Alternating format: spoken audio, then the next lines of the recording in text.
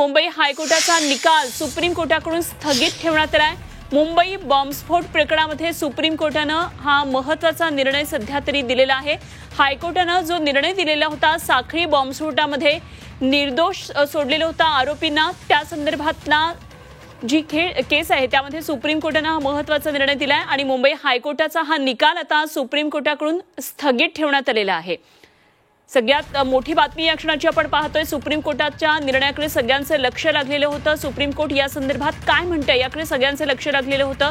तर मुंबईमध्ये जे साखळी बॉम्बस्फोट झालेले होते त्यातल्या 12 आरोपींची निर्दोष मुक्तता हायकोर्टानं केलेली होती। पुरेशा पुराव्यांअभावी या सर्वांची निर्दोष मुक्तता केली होती आणि या संदर्भात सुप्रीम कोर्टाकडे सगळ्यांचं लक्ष लागलेलं होतं। आता सुप्रीम कोर्टातून महत्त्वाची माहिती येतेय। कोर्टाकडून मुंबई हायकोर्टाचा हा निकाल सध्या स्थगित ठेवण्यात आलाय। आमचे प्रतिनिधी उर्वशी खोना सध्या आपल्याबरोबर जोडल्या गेल्यात। आणखी सविस्तर तपशील जाणून घेऊया। उर्वशी, सुप्रीम कोर्टाकडे सगळ्यांचं लक्ष लागलेलं होतं आणि हायकोर्टाचा हा निकाल स्थगित ठेवलेला आहे, काय नेमके तपशील आहेत?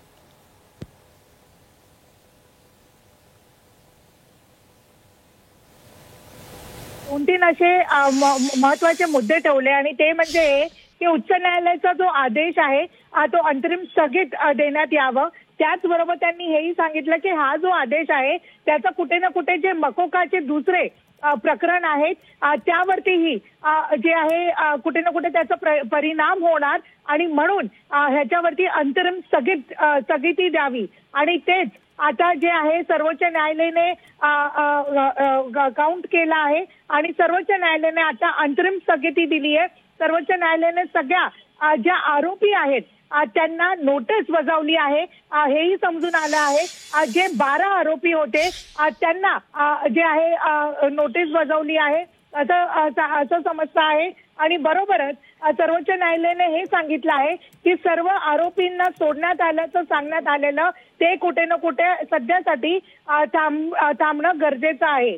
त्यांनी हेही सांगितलं आहे की यावेळी जे उच्च न्यायालयाचा आदेश आहे ते इतर कोणत्याही प्रकरणात आदर्श ठरणार नाही आणि म्हणून हे बघितलं गेलं आहे की जे सध्याची जे उच्च न्यायालयाचा जो वर्डिक्ट आहे आणि हे आहे ते कुठे ना कुठे सध्यासाठी स्थगिती त्याला देण्यात सर्वोच्च न्यायालयाने स्थगिती दिली आहे हे समजून येते। अनुपमा, अगदी उर्वशी, स्थगिती देताना आता जसं की उच्च न्यायालयानं पुरेसे पुरावे नसल्याचं सांगितलेलं होतं। कुठेतरी तपास यंत्रणांवर एक प्रकारे त्यांच्या तपासावर बोट ठेवण्याचा प्रयत्न होता। खरं तर हा एक मोठा धक्का होता।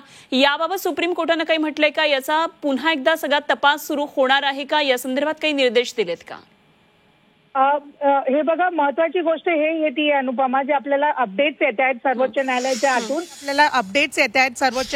हातून ते म्हणजे हे की महाराष्ट्र सरकारने याचिकेला घेऊन जी चौकशी करण्याची जी मागणी केलेली ते सर्वोच्च न्यायालयाने तयार केली। त्यानंतर सर्वोच्च न्यायालयाने सगळ्या आरोपींना नोटीस बजावली। सर्वोच्च न्यायालयाने जे राज्य सरकार आहे त्यांनाही नोटीस बजावली आणि उच्च न्यायालयाचा जो आदेश आहे सध्याचा सुप्रीम कोर्टने त्याला स्थगिती दिली आहे। हे समजता हेही कळतं आहे की ज्या प्रकाराने सगळ्या आरोपींना सध्या सोडण्यात यावं हे जे सांगण्यात आलंय त्याच्यावरती ही स्थगिती आहे। म्हणजे आता जे लवकरात लवकर आरोपींना सुटका होणार होतं जे उच्च न्यायालयाने सांगितलं त्याची स्थगिती आता सर्वोच्च न्यायालयाने सांगितलंय। पुढची अजून तारीख आपल्याला कळालं नाहीये, पण महाराष्ट्राचे जे SG आहेत तुषार मेहता त्यांनी वेगळे असे आर्ग्युमेंट्स आपल्याकडून ठेवले आणि ते म्हणजे हे की त्यांची राज्य सरकारची हीच डिमांड होती, राज्य सरकारची हीच मागणी होती की सध्यासाठी जेव्हापर्यंत पूर्ण सुनावणी संपत नाही तेव्हापर्यंत अंतरिम स्थगिती या मोठ्या अशा निर्णयाला द्यावी। कारण की ह्याचा कुठे ना कुठे दुसऱ्यांवरती परिणाम होणार आणि इतक्या लोकांचा जो जीव गेला त्यांची न्यायाची आत्ताही पुकार आहे आणि ते कुठे ना कुठे जी आहे पूर्णपैकी व्हावी आणि म्हणून आता सध्या जी आहे ही स्थगिती दिली आहे। पुरावे कशा प्रकाराने आता सबमिट केले जातील, जे एक्सपर्ट्स आहेत, जे विटनेसेस आहेत त्यांच्या स्टेटमेंट्स घेतले जातील। मात्र आता सर्वोच्च न्यायालयाने नोटीस सगळ्यांना बजावली आहे।